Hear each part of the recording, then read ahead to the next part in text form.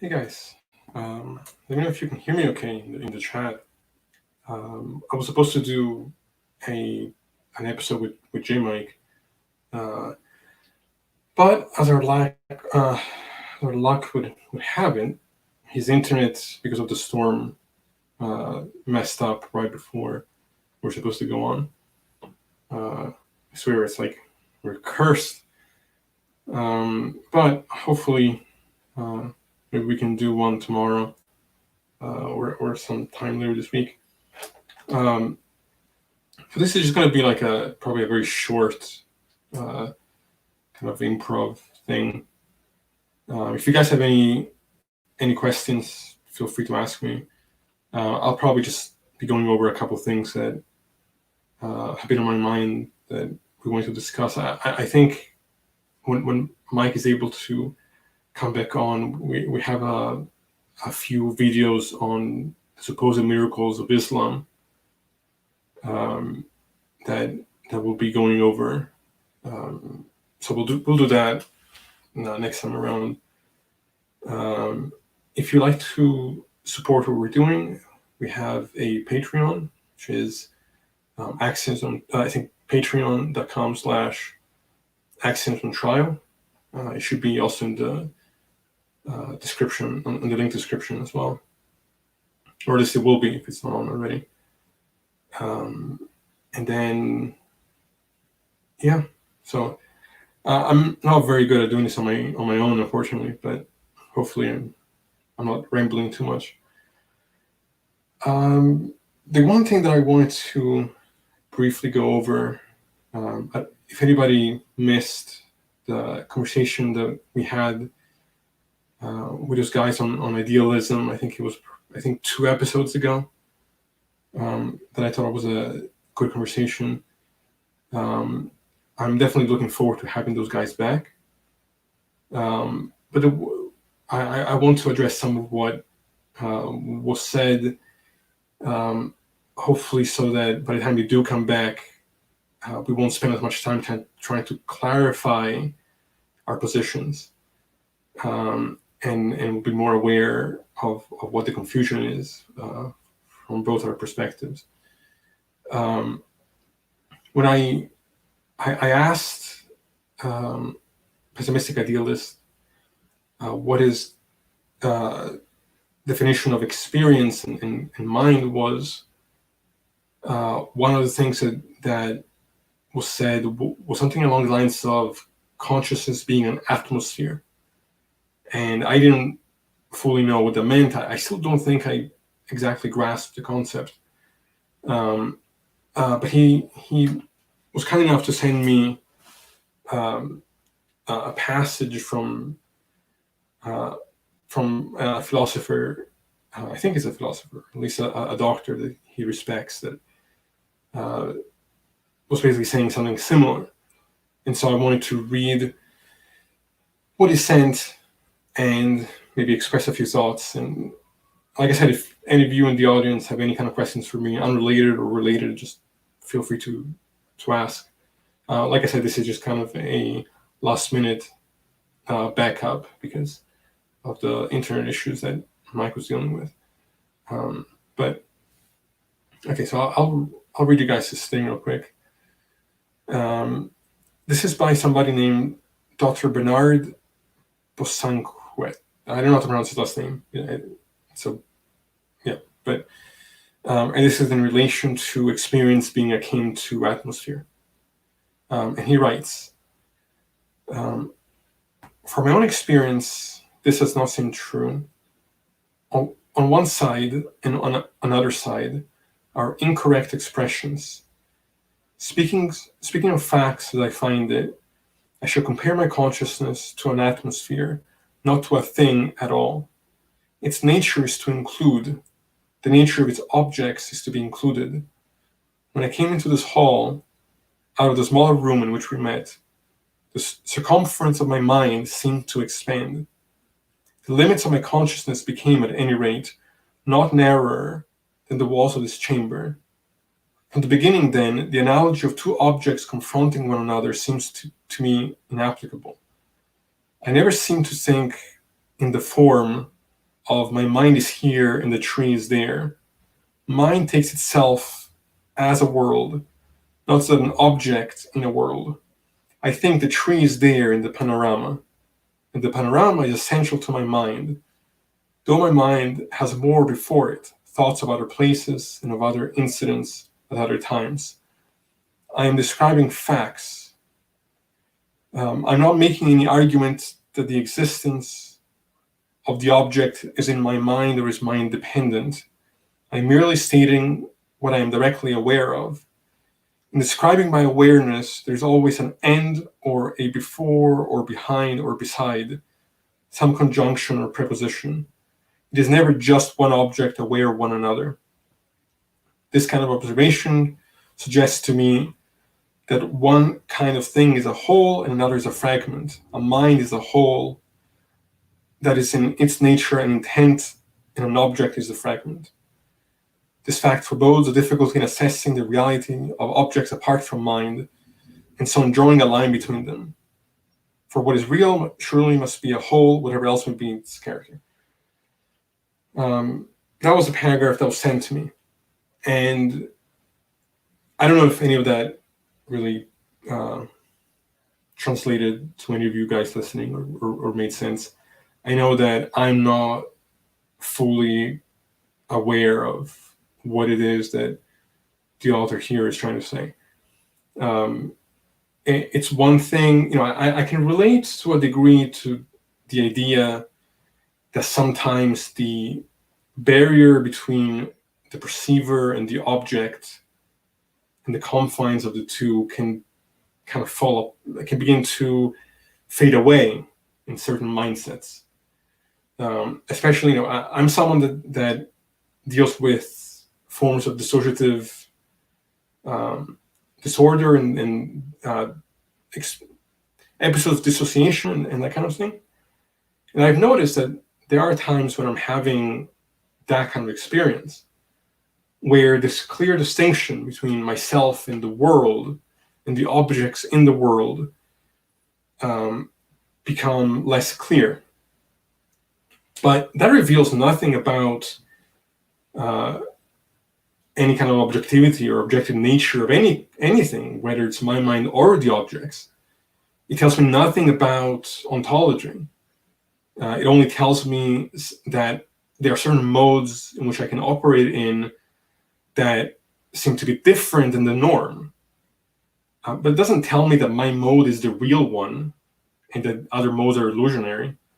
I think most people experience the world as subjects experiencing objects. And all this talk about consciousness expanding or contracting, to me sounds like pseudo-poetic. And I'm not trying to be, unfair or disrespectful. I'm just being honest about how I'm reading this type of thing. The fact that, yes, when I'm experiencing an object, I have memories of past situations where I can attribute meaning to the experience that I'm encountering that may be beyond just my mere sense perception in the moment. Nothing about that suggests that there's anything non-physical going on. Nothing about that suggests that the fundamental property of existence is mind. I'm so unclear as to what is meant by that from the idealist's perspective. I don't see why it couldn't be the case that, there's a totality of reality, and then there's my mind and subjective experience of this reality, and then the objects within it. I agree that my perceptions are contained in my mind. Like there is no perception without the mind. But I don't see any reason to believe that there can't be objects independent of my mind that I'm just having a perception of, and I'm only I don't believe that my perception of reality is reality as it is.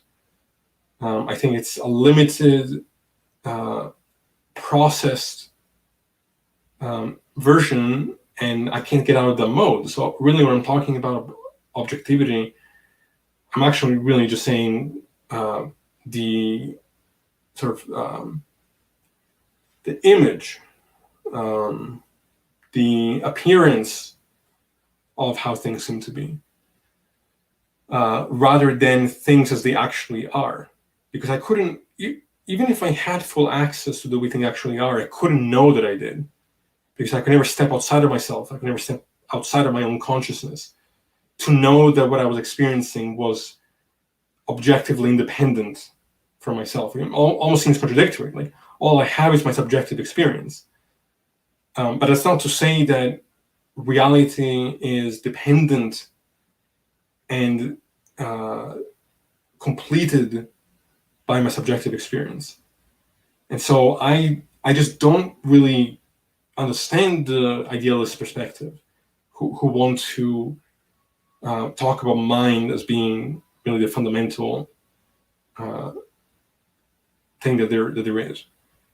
And then the objects being just like mind fragments of sorts. I mean, it's in the paragraph I wrote, one sentence is saying that he's not making the argument that everything is mind dependent, and then in the next sentence he seems to be suggesting otherwise. So it's still unclear to me, what reasons I should take seriously as to why I should accept idealism as being a better explanation than physicalism. That's not to say that there aren't problems with physicalism. I just think that they're more easily resolved by making less assumptions. So I would say that is my perspective on that. And hopefully we can have those guys back on sometime soon, maybe in the next couple of weeks, to continue that conversation and hopefully make things a little bit more clear. But for anybody listening, do you guys have any questions for me? I know, like I said, this was kind of a very last minute thing. We were hoping to do another clip breakdown, but unfortunately internet issues got in the way of that. Like I said, I'm probably not going to be doing this for too long because it wasn't super prepared, but I just wanted to, since I had something, an episode scheduled, I didn't want to just not live up to that promise. So I guess while I wait for potential questions, I'll just say that in the near future, we're hoping to have some more professors on, some more theists on to converse with us. I think in August we have some scientists from Argentina who are doing a lot of interesting work in the field of cosmology and some other things that we are hoping to have on the show, and I think that'll be a really fun and different conversation. And if there's any type of content that you guys particularly want to see us engage in, feel free to leave that in the comments. It's funny because I'm part of a few servers on Discord, some philosophy ones and religion ones, and I see, and I'm pretty much on good terms with most of the people in there, outside of a few exceptions. But earlier today, I saw a few comments relating to some of my positions and attitudes that I think weren't really understanding what I was actually saying, but that I seem to give the perception that I'm kind of arrogant or unjustified in my certainties. And really my perspective the whole time is that really most of what I'm aware of is just how little I can actually know, just what my epistemic limitations are. Now, there are a few things that I'm very confident in, like I'm confident in my perspective on physicalism. I'm confident in my perspective on moral realism. And I can justify every single one of those arguments. And I'm also confident in the idea that any argument that's been made in favor of religion has failed and failed miserably. So I can understand why that would rub some theists the wrong way. But I'm always here to converse and debate anybody. They know where to find me, and if any of you are listening from that conversation earlier, I posted my email. You guys know of the channel. I'm very easy to find. So if you guys think that I'm confused or you have defeaters for the things I've said, all you have to do is come on the show, or at least message me your perspective, and then I can read it on the show. If you have anxiety about being on camera or that type of thing, which I can understand. I mean, I'm definitely not the most comfortable person under the spotlight, that's for sure, especially in things like this where it's just myself. So yeah, let me see if there are any questions. Philosophy, here I'll post this. Philosophy and psychology seem interrelated. Do you have any examples of when a philosopher's psychology got in the way of their philosophical work and reasoning? Yeah, 100%. I think we see that all the time. I don't think you can get out of that. I think, and that is something that, looking at the psychology of philosophers, whether they're theists or not, I find to be fascinating. How their philosophies are shaped by their intuitions, which are there prior to any kind of argumentation or formulation of argumentation, is interesting. Jim, I hit it on the head, talking about William Lane Craig, how he's a Christian first and a philosopher second.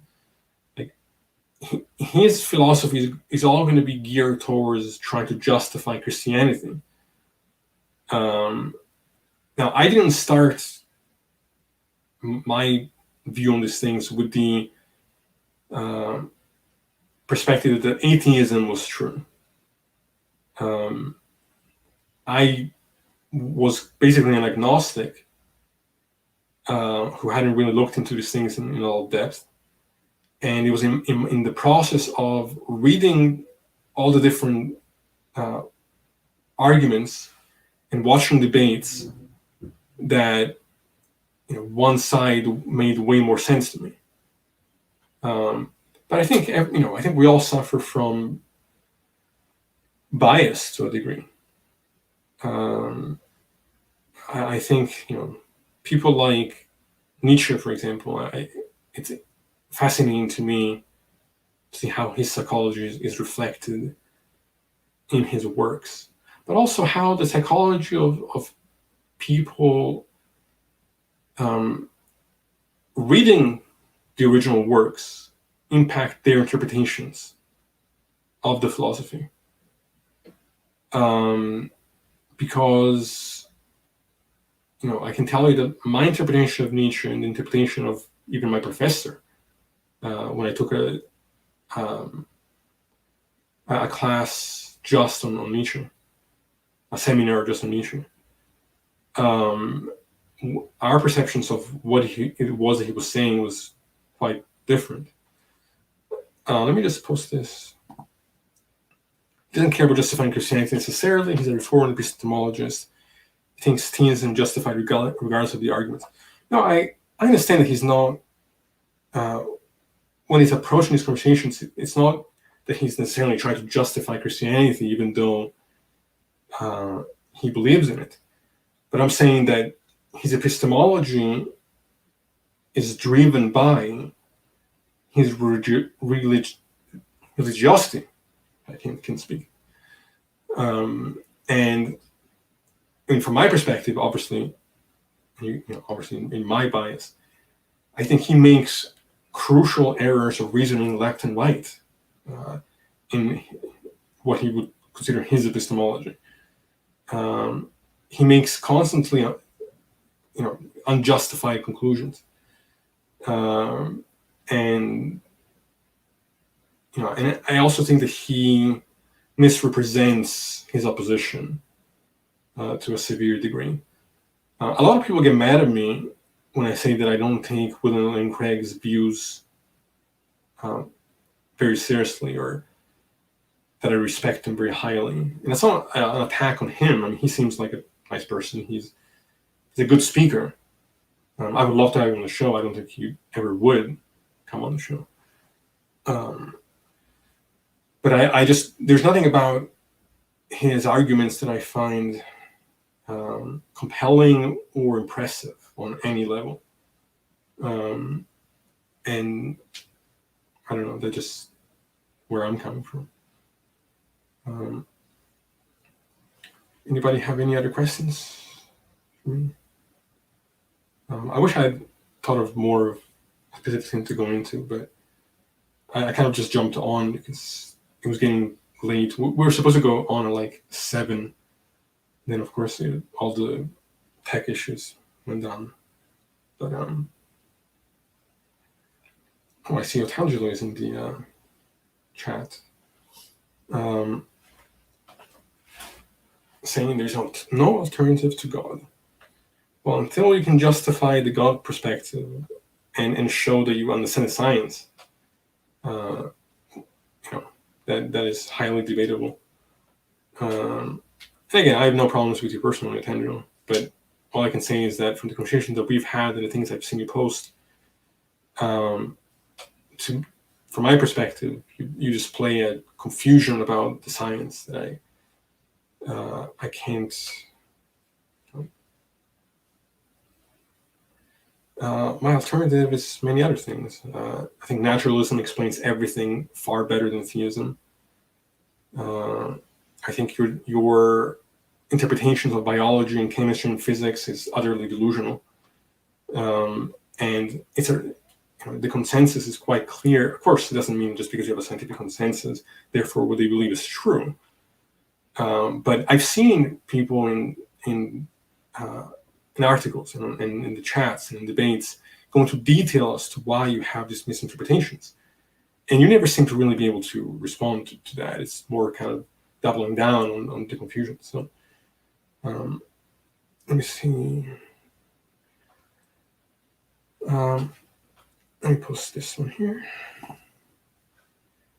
I think burden of justification for oneself, not necessarily for persuading others to adopt their position.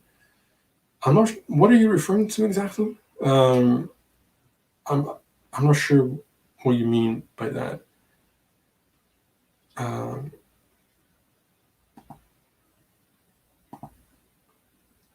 Do you have a syllogism for your moral framework in my moral position? So I actually started to work on this because I was asked to make a syllogism, and I think next time that Mike and I think we're going to do a part 3 on the moral discussion. I will bring that to the table, and provide that. I'm still working through it. Like I said before, I'm right in the middle of the analytic continental divide. I definitely have a lot of respect and value the analytic perspective and the need to frame certain things in that kind of framework, syllogisms and all of that. I just don't think that is the only approach to take to these questions. And I'm not convinced that tool is the best tool to kind of make my arguments as clear as I would like it to be. But I'll provide that in due time. I think we'll be having an episode on that again, the next part of the conversation next week. Let me see what else. What does naturalism explain and how? It explains everything. and it explains everything without making as many assumptions as theism does. What is my view on epistemic responsibility? Do you think it is a conversation or idea that would be important to skeptics, atheists? In what context are you defining epistemic responsibility here?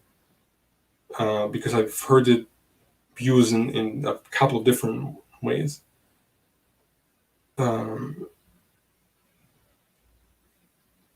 see. Hey, begin to know. That sounds great. Hello. I hope you guys are well, and I hope to see you all soon, sometime down the line. Let me see. Much love to all my family out there. Do you think that everyone has a burden of proof, as in self-justification, not necessarily persuading others to adopt their position?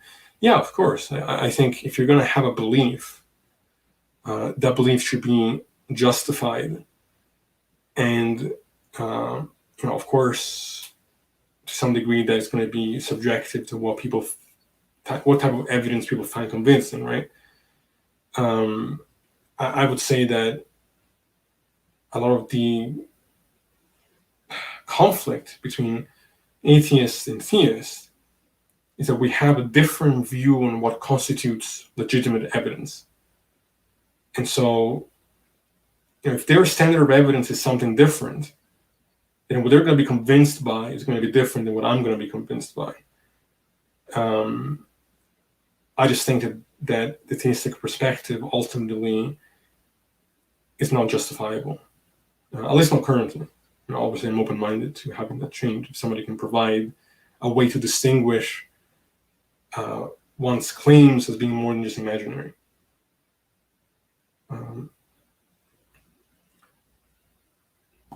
I'll post this. The desire for fundamental grounding is the same as the desire for absolute certainty. I will say that the only thing that I'm absolutely certain of is that I exist in whatever form that may take. Outside of the cogito, I think, therefore I am, I don't have much certainty. I have beliefs that I think are justified given the tools available, and given my experience and what I think the evidence is. But that's as far as that goes. I'm not. I have confidence in my beliefs because I think I can justify them reasonably. But I would never say that they're facts or absolute certainties. So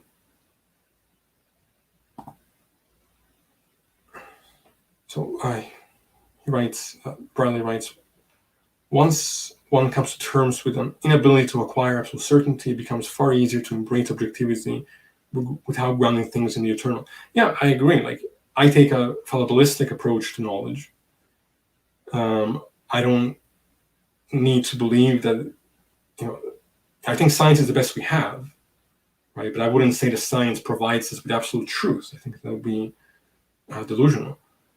I think science gives us the best we have, and I don't see anything coming even slightly as close to explaining the reality successfully. So let's see.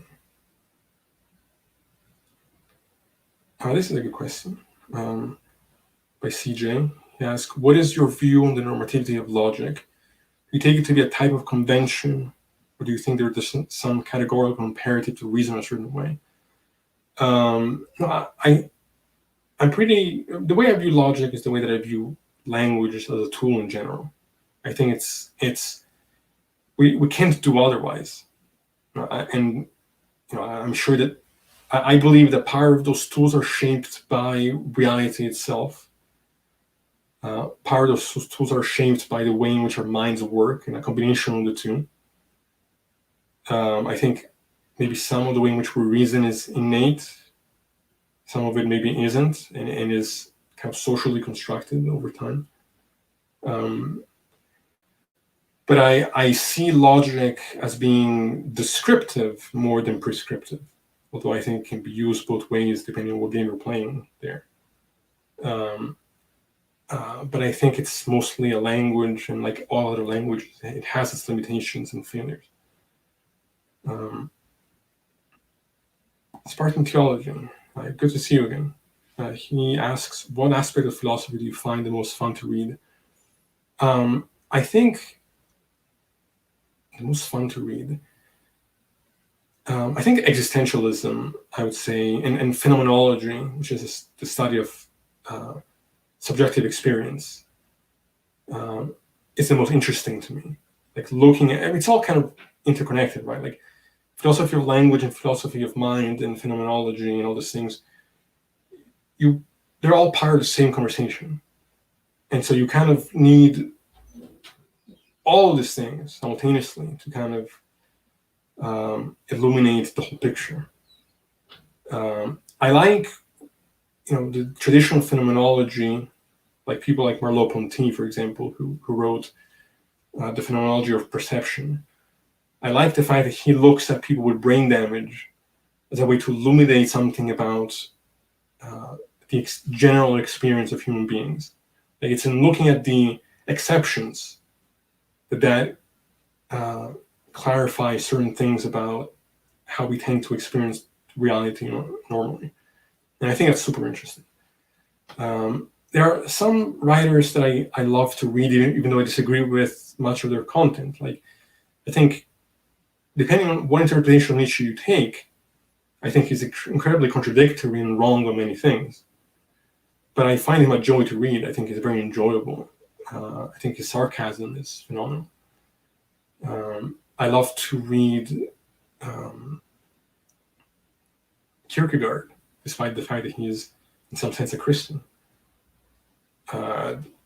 There's a lot that. What I've noticed is that when I read any kind of works, my mind tends to go to what I disagree with the most first, rather than the strengths of the arguments. And that's something that I'm trying to work on, to be more open. But I enjoy taking it all in, regardless of my beliefs about it.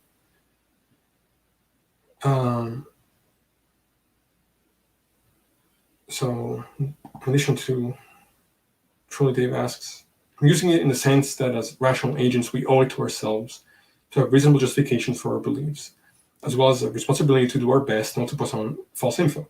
Yeah, of course. I completely agree with that. I think it's a moral responsibility to make sure that we are being honest with ourselves about what it is that we believe, and that we are constantly pushing ourselves and challenging our own beliefs to see whether or not they stand up to scrutiny. I think it can be hard to do that, especially people are. I think more people are driven by what they want to be true rather than what they have good reasons to believe is true. I personally have the advantage of not. Outside of something like free will, which I wish was true, but I've seen no good reason to believe in it, I don't have any kind of emotional investment toward any particular position. I have certain intuitions that I think I struggle with getting past, and I'm working on trying to figure that out. Like a lot of observations that are derived from physics, for example, I struggle with, and I struggle to understand the philosophical implications of some of those observations. And I've had my brother on the show several times, and I hope to have him back again. And we often have these conversations. He does physics, I do philosophy, and I think it's important to engage on that level.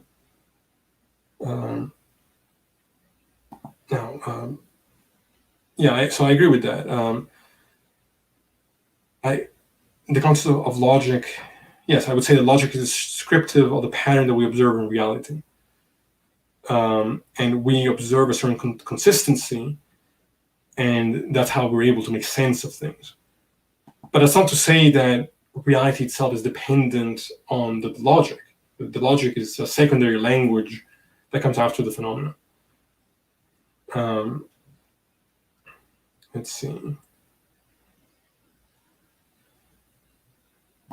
And speaking of rationality, are you in the pessimist or optimist camp when it comes to the rationality debate? What do you mean in the sense of to what degree we can have knowledge? Again, the pessimist and optimist can be understood in different contexts here. Like, are you referring to our ability to reason in a justified way? Begin to Know asks me to say something positive about postmodernism. Here's the one positive thing I can say about postmodernism, and this is what my thesis is on postmodernism, and I don't have a lot of kind things to say about postmodernism, but the one thing that I will say, it became a caricature of itself and became an extreme version of itself, but originally the foundation was a positive one. It was one of, let's be humble about what can be said about knowledge. Let's not pretend that things like history are these perfect methodologies of truth, because in reality, they're actually meta-narratives and constructions, and often it's the winner of a war or a battle that retells the history of what actually happened. And it's I think postmodernism started out as a kind of a mirror to do away with this kind of naive belief that we had objective access to the world as it is, and therefore could talk about absolute truth as it is. The problem is that then they kind of spiraled into this totally subjective, that there's no truth, which I think is a self-defeating claim, and that it should be obvious as to why. And so that's where my contention lies. Spartan Theology asks, what are some things you read because you need to learn a view or something, but you just don't enjoy at all? I'm trying to think about that. I mean, even now, like doing the show, I often, I really try to put in the work to read theistic arguments, something like Thomism, for example.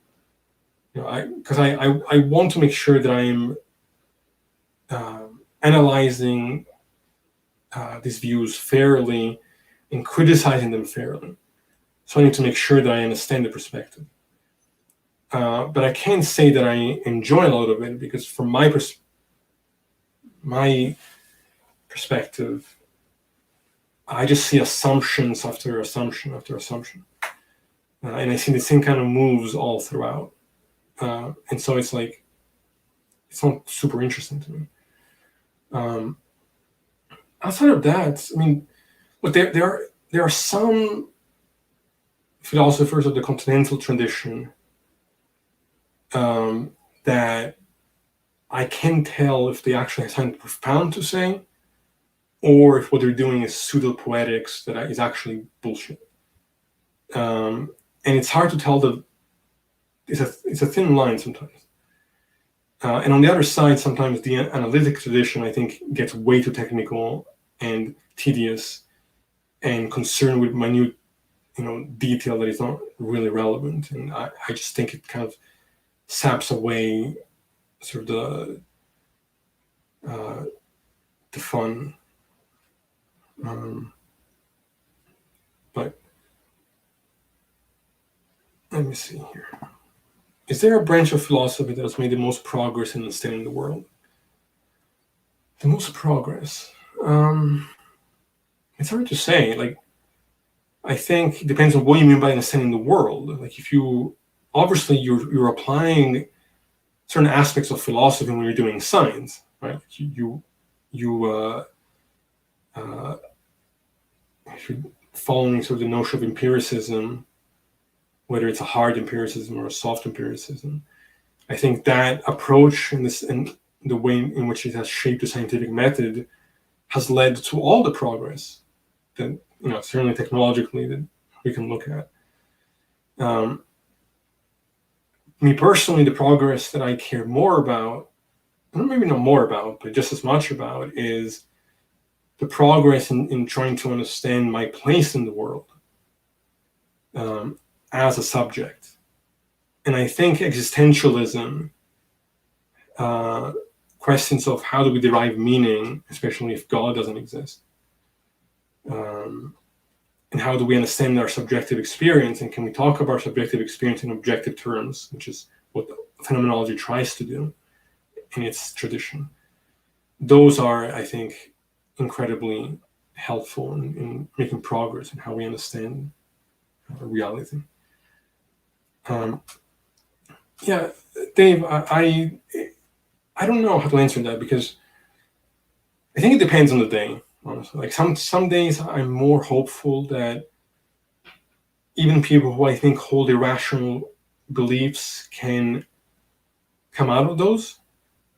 And other times it's like I'm unsure to what degree we're not all subject to our own internal biases and intuitions that get in the way of seeing the arguments for what they really are.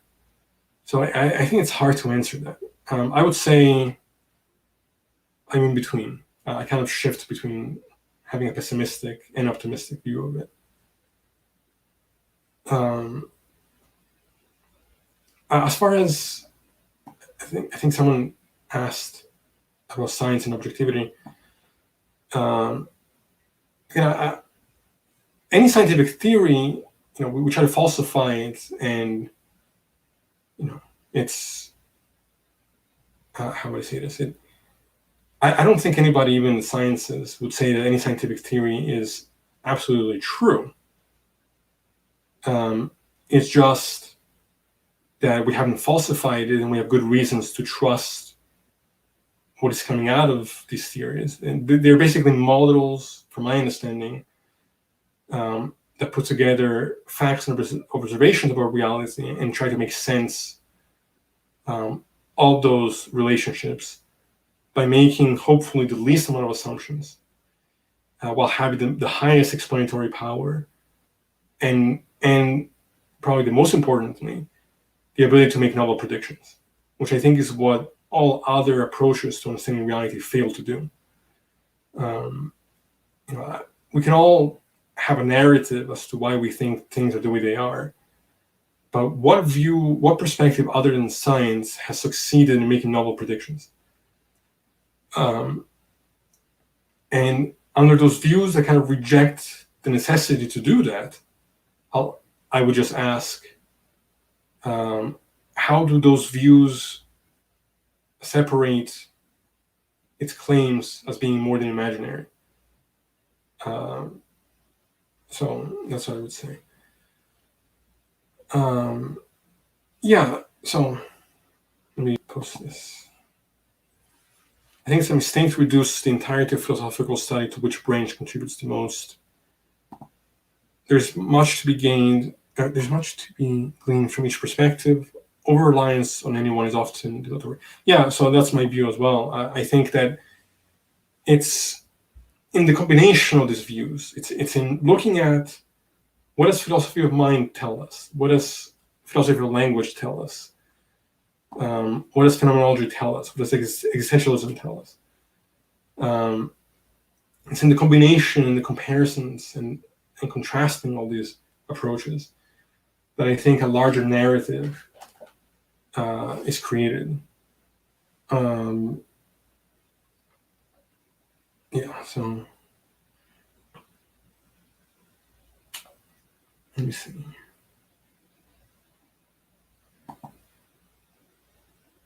Does existentialism address intrinsic value of human existence? Can we even address human rights without believing that human worth and dignity are inherent or intrinsic? Yeah, so depending on which existentialist you take seriously, yeah, I think it does address it. I think that's what it tries to do. I do believe that I think a lot of people make the mistake of thinking that our minds and our consciousness is somehow disconnected from reality. rather than being just another component of it. So I don't need a God to give me purpose, because I exist, and through the experience of my consciousness can create purpose. I don't need to live forever to experience value. I do think it's intrinsic, and I think it's clearly so. But it doesn't have to come from outside the mind. I think the mind has a nature that, while yes, experience is subjective, that we can still talk about in objective terms. It's still a nature that is shared. And so, I do believe that I have an objective meaning, even if experienced subjectively. And I don't think that meaning needs to be given by an outside source. I think it comes from within myself. And so, yeah, I would say that they are inherent and they are intrinsic. But I would also say that they are mind dependent. Like, that may sound contradictory, but again, it's only, I think, if you assume that what's objective has to somehow only be mind independent, which I don't think that view. I think that's a confusion of terms. But yeah.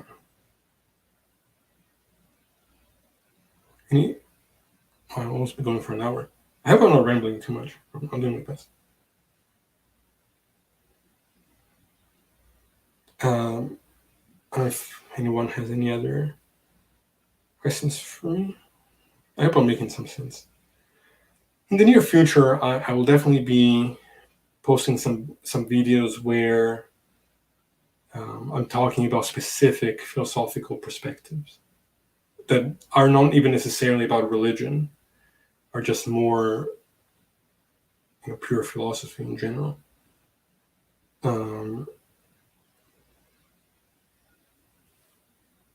But also another reason why I think I'm kind of a little bit out of it right now, it's like 90 degrees in this room. I can't have the air conditioning on at the same time because it makes a crazy loud noise and you wouldn't be able to hear me. So I'm like dying over here. But there are other reasons as well. But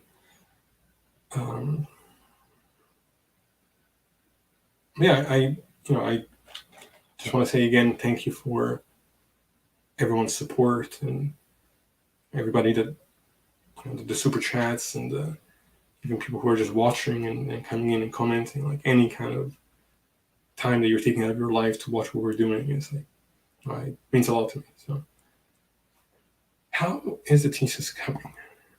It's coming along. I'm hoping to be done in the next 2 months.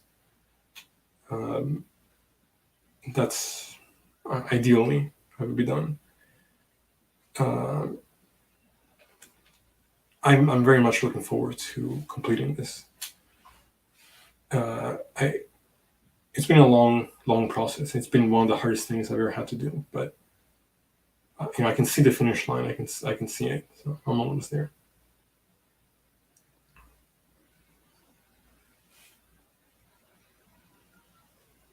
Anybody have any other questions for me?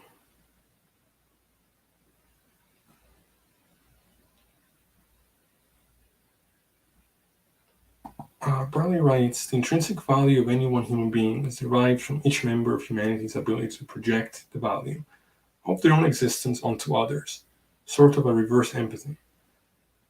Yeah, and I think, I never understood, and I never understood why people think that unless we have eternal life, and unless meaning is given to us by a creator deity, that without that, life is pointless or meaningless. Like, the difference between a positive experience and a negative one is still real. The fact that I'm going to die doesn't change the fact that while I'm alive, I want to live as well as I can. And that in engaging in my passions and engaging in what I care about, I can derive meaning. And the fact that it's temporary is not a problem for me. And I never understood why it's a problem for so many people. honestly, I'm not sure what the hat says. I actually tried looking it up, and I couldn't find the specific symbol. I know this is from an anime called Dragon Ball Z, which is pretty famous. I don't know if anybody listening has watched it, but I kind of grew up on it. Um, it's pretty cheesy in some ways, but I love it. I always loved it. But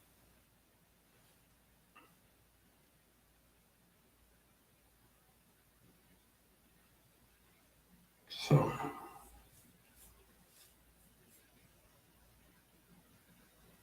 Dave says, judging from what I've heard from you, I think you'll ace the thesis,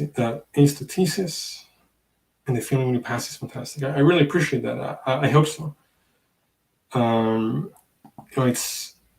I certainly have made it not easy for myself, because postmodernism is a very vague term to begin with, and one of the professors on my panel I know disagrees with me on everything. So that's going to be interesting. Joshua writes, "What is your objection to the contingency argument?"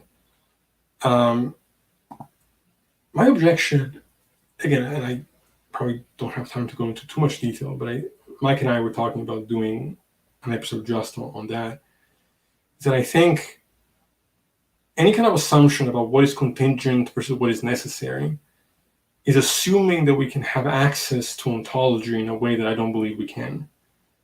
If we can imagine that things could have been otherwise, but it doesn't mean that that's an actual reality in real terms.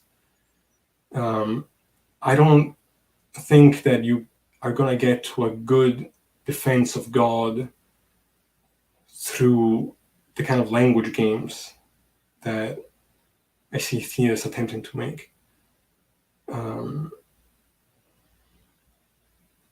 He says that I'm confusing existential contingency and modal contingency.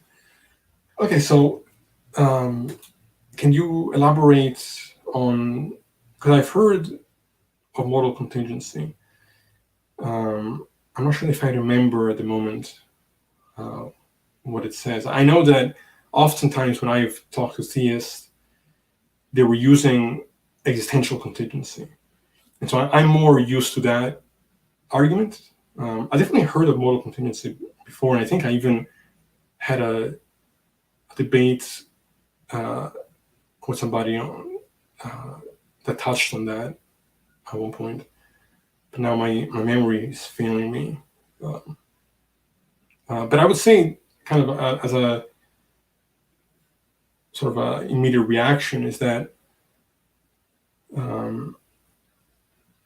because I view language as being ambiguous, I view language as being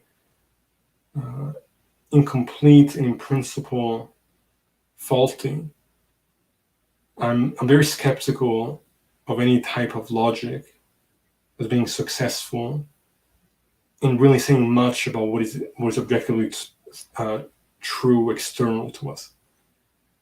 I think really what we're talking about when we're talking about realities is the appearance of it through the mode in which we're stuck in.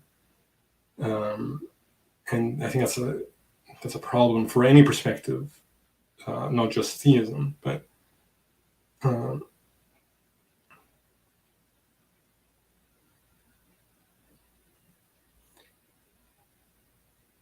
let's see. CJ asks, how would you describe your epistemic theory of justification? Coherentism, foundationalism, etc. Why do you adopt the theory? I'm still trying to figure that out. I would say that my intuitions tend to lead more towards foundationalism, although I recognize that there are problems with each and every one of these perspectives.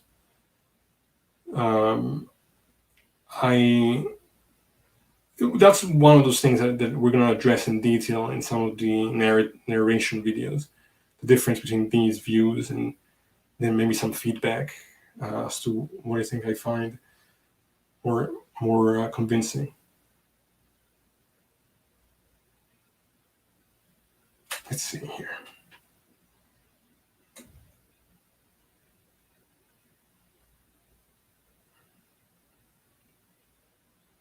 Trying to read that on there.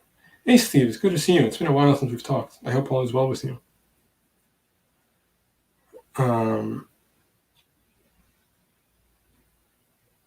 So Joshua says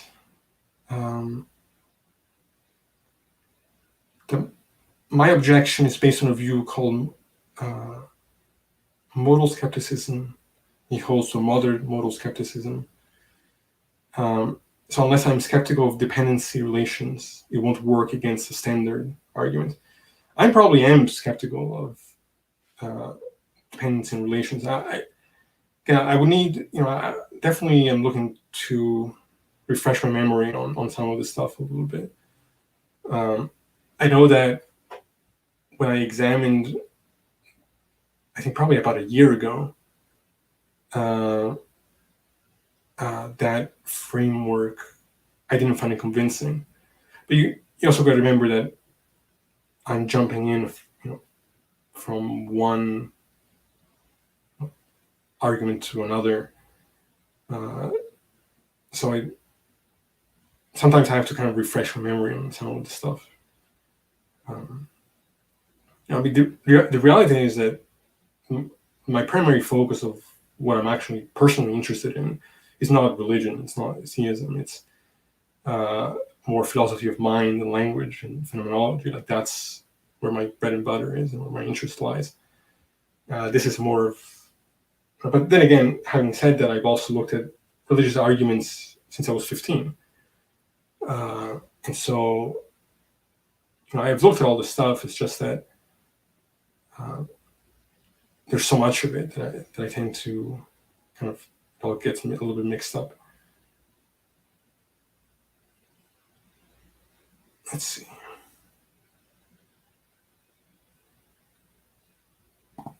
Oh, this is interesting. Do you think that Nozick's experience machine is a good feeder for value theory hedonism?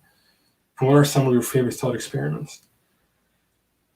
Yeah, so I would say that it does illuminate something interesting that I don't think that most of us would be happy with just. And again, if I remember what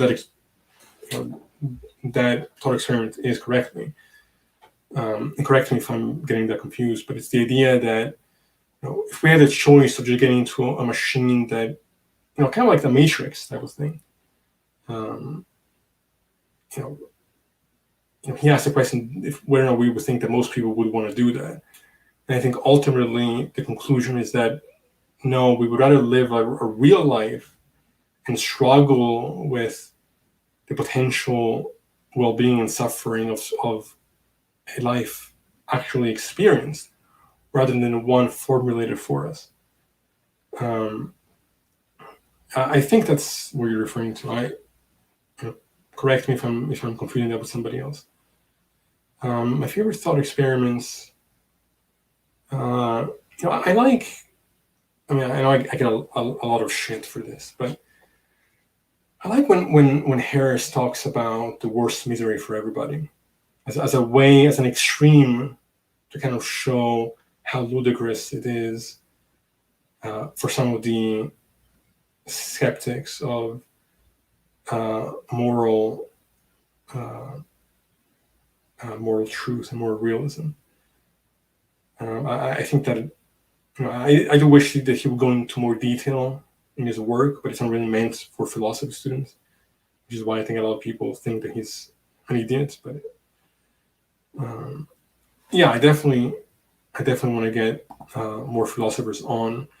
I've been in contact with actually some of my professors from my university as well as some of my colleagues, and I'm hoping that they can come on the show sometime soon, because I think, like one of them, for example, is a good friend of mine.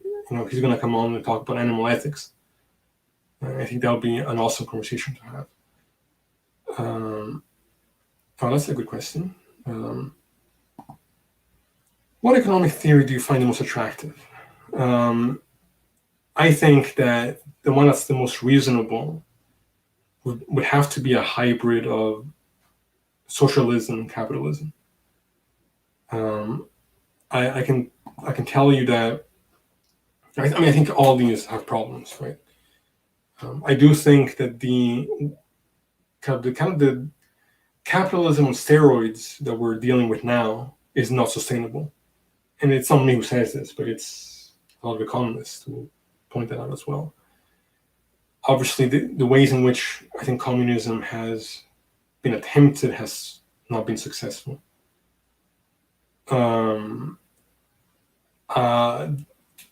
Now, whether or not that's really because, in principle, communism must fail, or it's because there were social factors at play, I think it's an open question.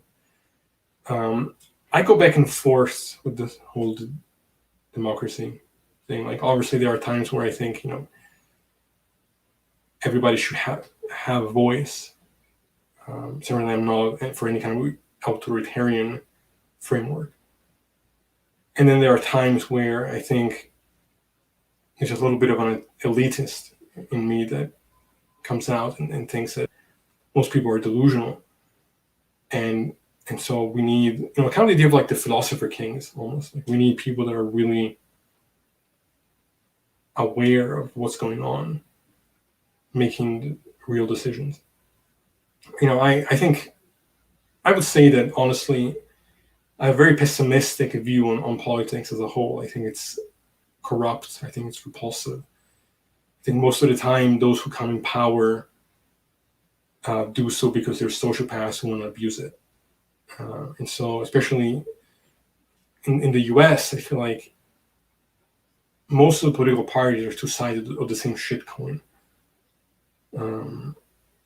So, let's see. Prime says capitalism isn't on steroids. I have to disagree with you on that. I think it absolutely is. And I mean, I'm not alone in saying that. I think a lot of economists, and I want to do an episode just on that as well, but a lot of people are concerned with the way in which this country, and the US, or capitalism in general, is going. Like, if you have 1% making most of the wealth, I think it's a moral outrage. There are people who can spend more money than they have more money than they can ever spend in 3 lifetimes, and there are homeless people dying in the street. Like, it's morally completely fucked up to me that we live in that kind of society. Everybody should be embarrassed if that's the case. Like, I don't know. So in that sense, I definitely have a socialistic view on economy. Let's see. CJ asks, are you sympathetic to companions and guilt type arguments for moral realism? If so, what issue do you think they highlight well? Could you elaborate on the specifics of that? I just want to make sure that I'm understanding you properly. Let's see. The chat is kicking here. What are the possible implications of quantum causation fundamentally after notions of contingency and dependency? The science is still in its infancy, but we are learning that we misunderstand the fundamental patterns of interdependence. Yeah, I mean, like I was saying earlier, that is something that I really am struggling to wrap my head around. And so it's I don't know how to answer that question. Because I think some of the observations that I think, or conclusions that may have to be derived from physics, are so counterintuitive that there's part of me that really wants to resist that and say there's something that we're missing here that would make sense of all of this. But I don't know. I literally think about that on a daily basis. It's something I definitely have to come back to. Yeah, as far as I agree with you, capitalism is garbage, at least for the most part. Maybe not entirely.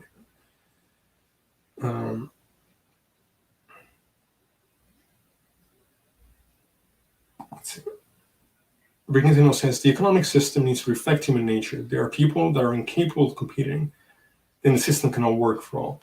Right. So this is the problem, right? That all of us have these drives, and some drives are stronger than others. I don't think you can have a system that does away with competition altogether. Then again, I don't think that capitalism is the best source for competition. I think that's a false narrative that's been fed to us. Really, what I see is with capitalism a lot of the same bullshit, like the same kind of marketing, the same kind of idea, just clones of itself. I'm not convinced that capitalism succeeds in resulting in this kind of a lot of variety and variety of thought and creation. Let's see. All right, I think I'm all caught up with the chat. So I have passed the 1 hour mark. I'm probably gonna close it out soon. Does anybody else have anything else you'd like to ask? And I appreciate everybody coming in.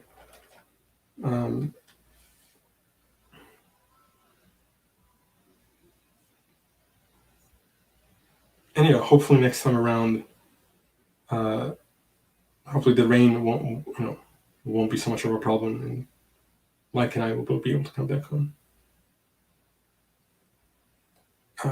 CJ asks, basically the moral anti-realist claims there's no categorical normative reasons. That would entail there are no epistemic reasons for beliefs. But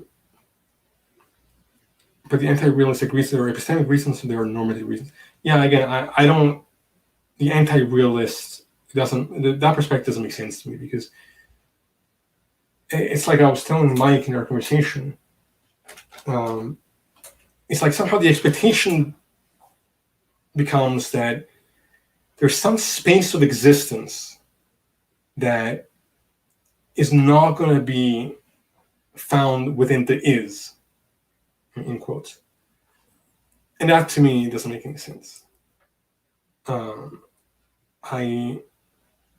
Let's see. When are you becoming an idealist? I'll become an idealist when I see convincing arguments for idealism.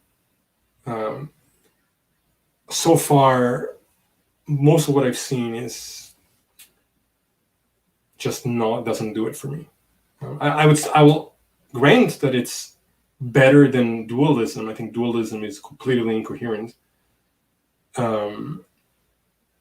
But I just don't see any reason to assume that the fundamental aspect of reality would have to be mind. I don't even know what this meant really by that. And I think most of that is, from my perspective, the idealists are mudding the waters through flowery language more than anything else. Zeno asks, in probability scale, what would you rate atheism over? I mean, I would say, like, I'm 99% an atheist. Like, obviously, I don't claim certainty in atheism, because I think that would be silly. I could be wrong, but I just see no reason. I don't know how you would even attribute probability to something that's never been observable in any kind of sense. That's why when people talk about the probability of the resurrection, it's laughable to me. Because, like, until you can provide a way to show that's actually a thing that can happen in reality, not just say, well, it could be the case. Show me an example where it has been the case, and then we can talk about probability. Let's see what else. Thoughts on abortion. I would say I'm pro-choice. That's not to say that I think it's moral to have abortions. But I would say that it's less immoral than the alternative in most situations. I think abortion is one of those debates where you have delusional people on both sides, and you have credible people on both sides. But ultimately, I don't think that it's right, to tell a woman that she doesn't have the autonomy of getting rid of something that's functioning as a parasite. Especially when a lot of the circumstances where they would end up getting abortions in the first place are not just for fun, but usually are coming out of situations of severe abuse and horrible circumstances. So that, I would say that is my perspective. I do think there's I don't buy the idea that a fetus is like a human being. I think there's a degree to which, yes, they start to become conscious, they start to be able to feel pain, then they're of a moral concern at that point. But I'm still gonna value the autonomy of, like, let me put it this way: if there was a way to take any fetus outside of somebody's body and keep it alive, but just not have it be dependent on the individual, then that should happen every time. But until that happens, I can't say that abortion is wrong. And also, even on a practical level, making abortion illegal only causes more harm. Do you address argument for beauty in your videos? I feel like it is difficult to think about beauty and goodness if I don't believe that those things are inherently so. So we haven't addressed. Well, I think we addressed part of the argument for beauty in one of the videos, but in general, it's not something we've touched on too much. I definitely want to discuss aesthetics at some point, and I think my view on it might actually surprise some people. But yeah, I tend to think that I just don't buy that our subjective experience means that it's all relative and there's no kind of standard that we can actually refer back to. Like, even with something like beauty, and even with something like aesthetics, there may be certain shared foundations there. Now, obviously, there are many cases where that's not the case. Like the standards of beauty, for example, changing from culture to culture, like body type or things like that. That's going to be vastly different for a variety of reasons. But even those things, I think, can be understood as they don't just arise out of nothing. Like, there are reasons why there are those differences. But that's definitely something that I want to address at some point. I'm going to go more into detail. But anyway, guys, I think that's probably, I've been going for an hour and 15 here on my own. I'll probably leave it there for the time being, but I'll look back, as soon as Mike lets me know that his internet is back. It was crazy. Like, we were trying to get him on. At one point, like, there was like 2 of him in the stream. And then, like, at one point it was like turning orange and then just gray. Like, it made no sense. I have no idea what was going on with this tech, but we'll figure it out. We'll be back on as soon as possible. We'll probably do. I want to do some clip breakdowns of the so-called Islamic miracles. Like some videos that say, irrefutable miracles in Islam, which I think is just laughable. So I want to do that, and I know it's kind of low-hanging fruit, so we won't spend too much time on that. But and then in the near future, I'll probably be delving more into actual philosophy that's more interesting to me. Mike and I will probably have a conversation about consciousness soon enough. We have some guests lined up, some theists and some scientists lined up. Hopefully my friend gets back to me soon about the conversation about animal ethics. And yeah, so there's some hopefully good content that you guys will enjoy coming in the near future. So I appreciate all of you tuning in for my ramblings this time around. And I hope all you guys have a great night and stay safe, and we'll be back soon. Thanks, guys.